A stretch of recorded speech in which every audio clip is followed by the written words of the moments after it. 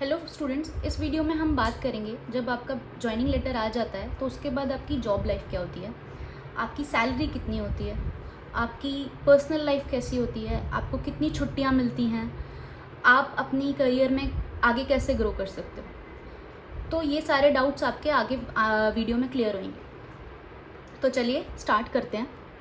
तो सबसे पहले रैंक सेरेमनी और फ्रंटियर की बात करते हैं। तो जब आपका जॉइनिंग लेटर आ जाएगा, उसके आने के बाद आपको बेसिक फिज़िकल ट्रेनिंग आपकी होगी। उसके लिए आपको किसी ना किसी सेंटर पे बुलाया जाएगा, वहाँ पे आपकी बेसिक फ़िज़िकल ट्रेनिंग होगी।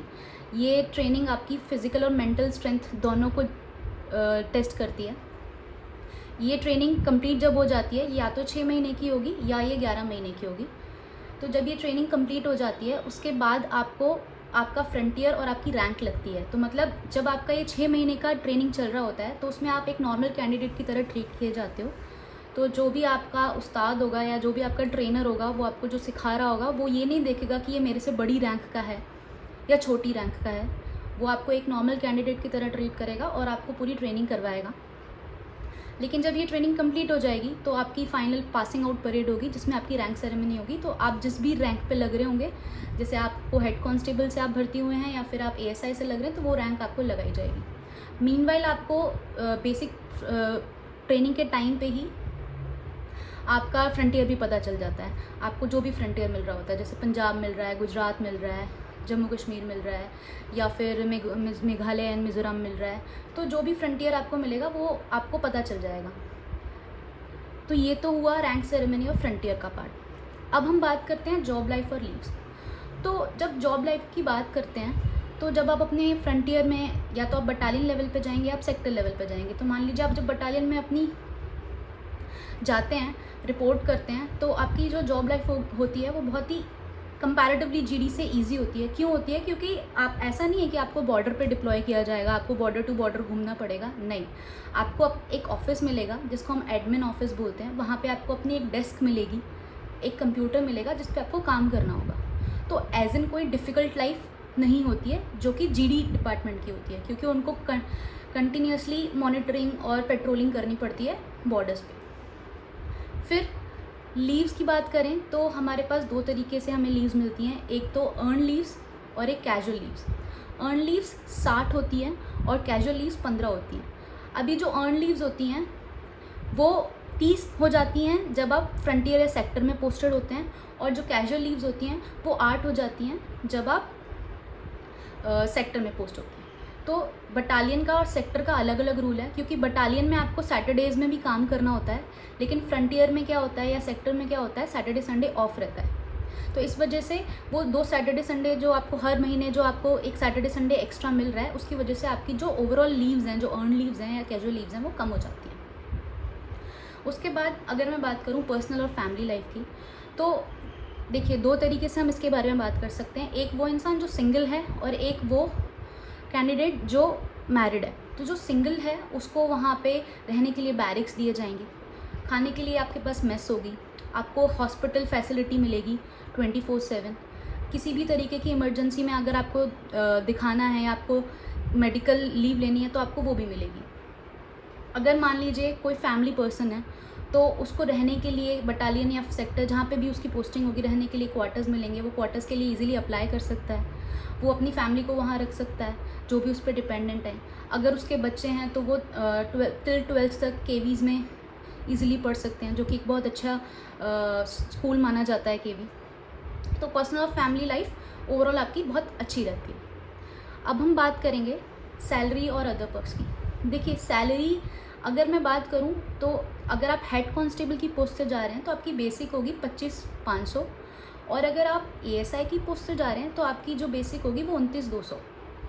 अब उसके बाद अलग अलग कंपोनेंट सैलरी में जुड़ते चले जाते हैं। बेसिक के हिसाब से उस पर डीए लगता है, डीए फिर आपको एचआरए मिलता है, हाउसिंग रेंटल अलाउंस, फिर आपको आरएमए मिलता है, राशन मनी अलाउंस, और आपको रम अलाउंस मिलता है, सोप एंड टॉयलेट अलाउंस मिलता है।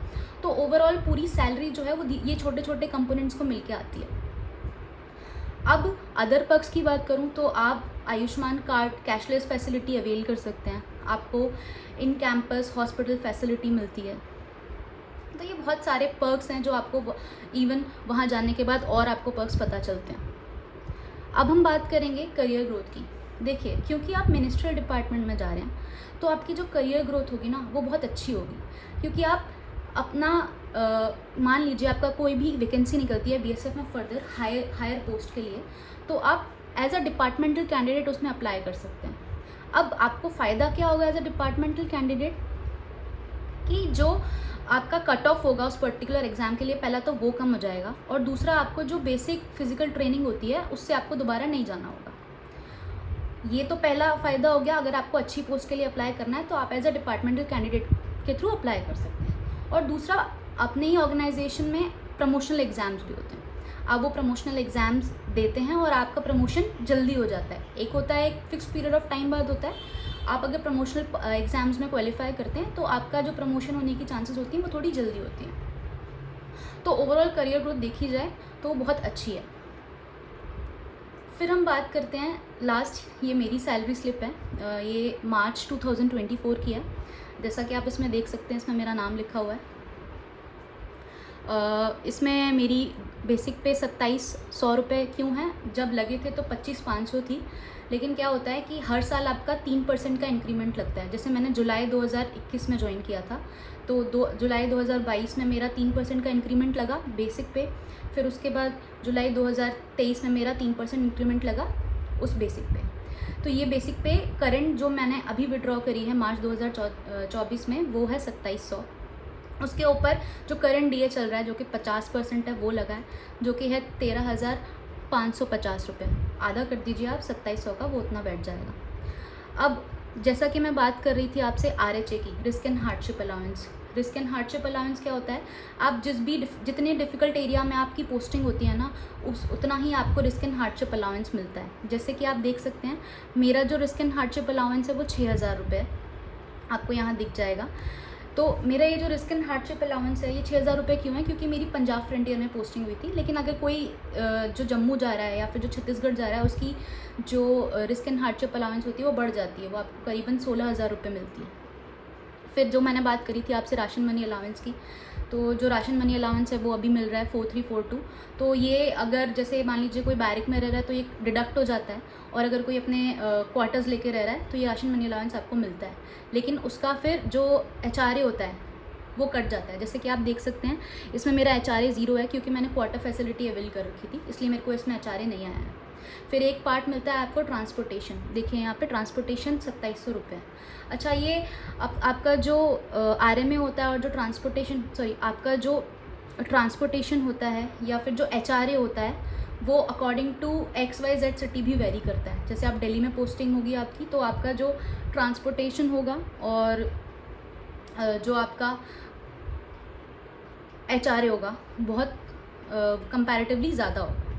तो अगर मैं ये सारे कंपोनेंट्स को मिला देती हूँ तो मेरा जो टोटल अमाउंट ग्रॉस पे बनती है वो बनती है 56,704, जिसमें मेरे डिडक्शंस होते हैं, क्योंकि एनपीएस में अमाउंट कटता है। तो वो टोटल डिडक्शंस मेरे जो गवर्नमेंट डिडक्शंस है वो 4,752 रुपये हैं, और जो प्राइवेट डिडक्शन है वो 766 हैं।